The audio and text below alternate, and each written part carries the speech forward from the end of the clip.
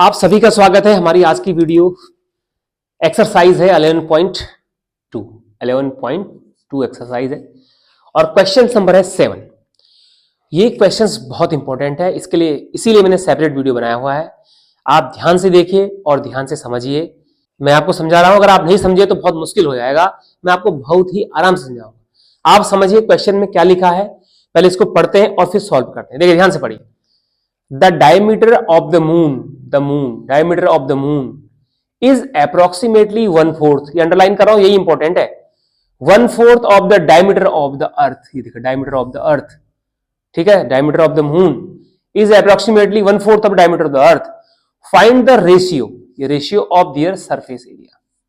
इनका surface area का ratio बताना है, ठीक है। आपने क्वेश्चन को यहां सॉल्व नीचे पेज में करते हुए चले जाना है।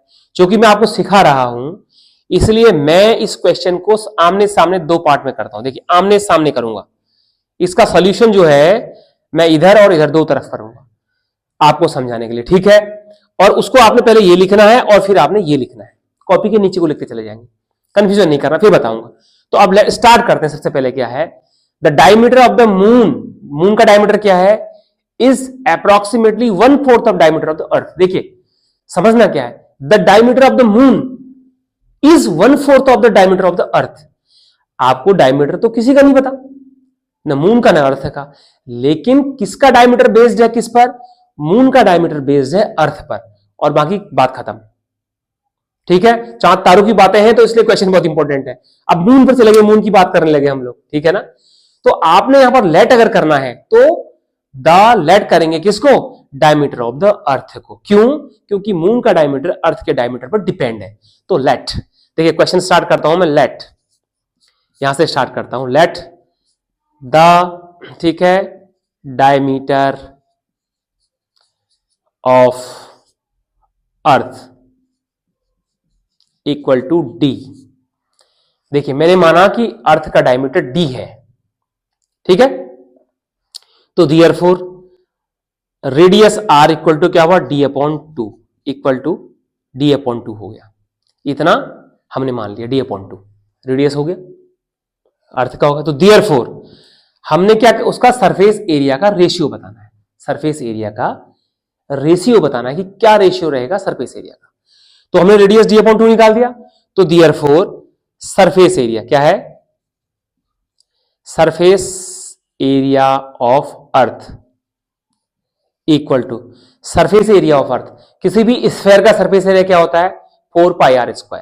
कितना होता है, 4πr², करेक्ट। तो इक्वल टू 4π, ये वैल्यू यूनिवर्सल है, इसको लिखने की भी जरूरत नहीं है क्योंकि रेशियो निकालना है, ये समझने के लिए है, ये आपको खुद समझना पड़ेगा, ठीक है। 4π, आर कितना है इसका, d/2। तो देखिए d/2 का स्क्वायर, करेक्ट। तो इक्वल टू कितना हो गया, ये 4π इंटू d²/4, ठीक है। तो इसको लिख दीजिए इक्वेशन 1। ये क्या आ गया, सरफेस एरिया ऑफ अर्थ आ गया, ठीक है।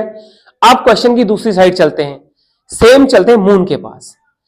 The diameter of earth is D, radius d/2। तो therefore diameter of moon equal to, देखिए आपने लेट डायमीटर अर्थ कितना माना था, डी माना था। तो डायमीटर ऑफ मून क्या है, diameter of moon is approximately 1/4 of the diameter of अर्थ।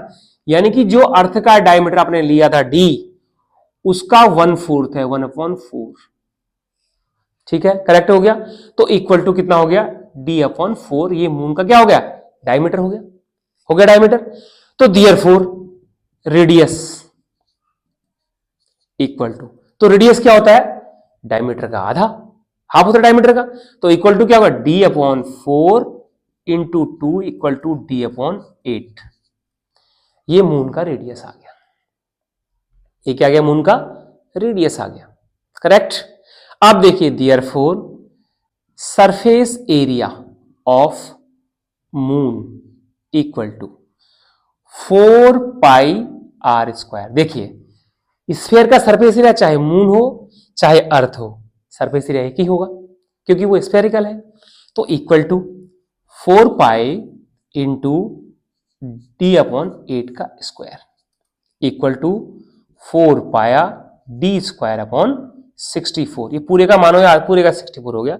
ये भी आप लिख सकते हैं इसको 4 पाई डी स्क्वायर अपॉन 4, इसमें कोई दिक्कत नहीं है, ठीक है।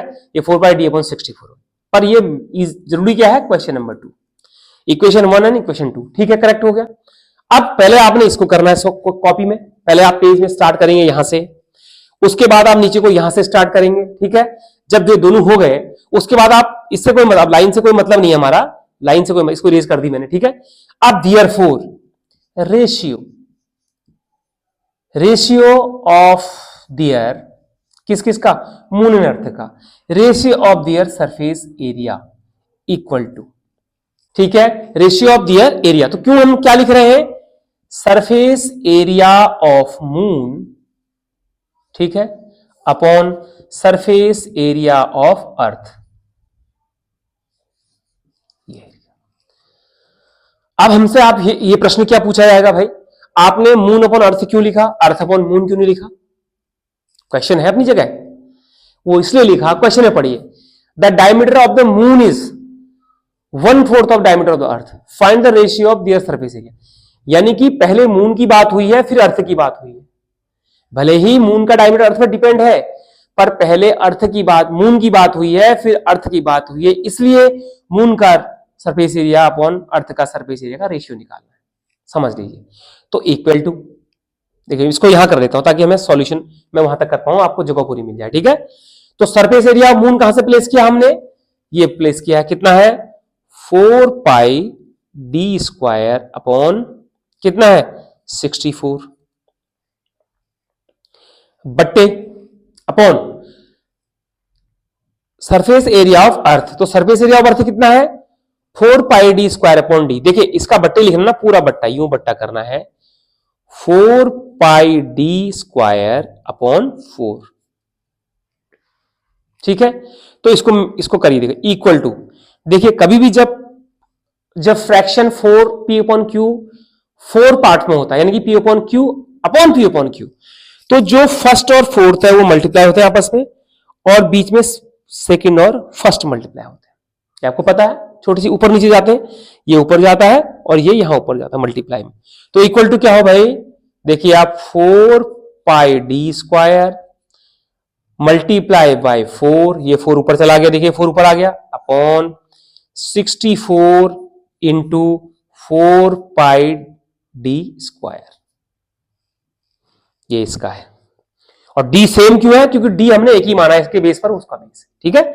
तो देखिए मैंने मल्टीप्लाई नहीं किया था, 4 पाई 4 पाई पाई कट गए आपस में, डी स्क्वायर आपस में कट गए, क्या बचा 4 16, 4 1 जा 4, 4 1 जा 4, 2 बचा 64 और 4 6 जा 24। तो इक्वल टू कितना हो गया 1/16। तो देयरफॉर रेशियो इक्वल टू, क्या निकाला आपने, रेशियो इक्वल टू क्या हुआ 1/16, और ये आपका आंसर हो गया। ये देखिए ये बहुत इंपॉर्टेंट क्वेश्चन है, क्या रेशियो आ गया मून और अर्थ के सरफेस एरिया का 1/60, समझ गए हैं। तो आज की वीडियो सिर्फ इसी क्वेश्चन के लिए बनी है, आप ध्यान से देखिए। हमने क्वेश्चन पढ़ा, हमसे कहा गया कि मून का डायमीटर अर्थ के डायमीटर का 1/4 है, तो let the diameter of earth equal to D, तो therefore the diameter of moon equal to D into 1/4, 1/4 हो गया। तो डायमीटर d/4 हो गया, तो रेडियस क्या हुआ डायमीटर का आधा, तो d/8 हो गया, ठीक है। वैसे ही डायमीटर ऑफ अर्थ d है, तो रेडियस हो गया d/2। तो पहले आपने सरफेस एरिया ऑफ अर्थ निकाला 4 पाई स्क्वायर से सॉल्व करके, ये सॉल्व करा आपने, इसको कैलकुलेशन करके आपका इतना आ गया, क्या आ गया, ये आगे की बात है 4 पाई डी स्क्वायर अपॉन 4, करेक्ट, छोड़ दिया। मून के पास गए, मून का रेडियस हमने निकाला d/8, इसका भी सेम सरफेस एरिया निकाला, 4 पाई को रहने दिया, d square 64। Ratio of the surface area of moon and earth equal to, ठीक है ना, ये आ गया हमारा, ये आंसर आ गया है। तो ये हमने इसको इसके बाद कहां करा, यहां पर सॉल्यूशन करा, हम इसको यहां से यहां ले आए, ठीक है। यहां लाए तो दोनों का एरिया अपॉन करा, ये ऊपर गया है, बीच वाले मल्टीप्लाई हुए, सामने 1/16 हो गया, तो रेशियो कितना आ गया 1/16, और ये आपका आंसर है, ठीक है। आप आराम से समझिए, मैंने बताया है वीडियो में, देखिए पीछे और इसको आपने सॉल्व कर लिया। ये बहुत इंपॉर्टेंट क्वेश्चन है। आप हमेशा ये जो है एग्जाम में आते रहता है, कभी नहीं आया फिर आ गया फिर आता है, ऐसे चलता रहता है, कभी आते रहता है लगातार 3-4 साल तक। तो आप ध्यान रखिएगा, बहुत इंपॉर्टेंट क्वेश्चन है। तो वीडियो में बने रहने के लिए, वीडियो देखने के लिए आपका बहुत बहुत धन्यवाद। खूब पढ़ाई करिए और मिलते हैं नेक्स्ट वीडियो में। तब तक के लिए थैंक यू वेरी मच।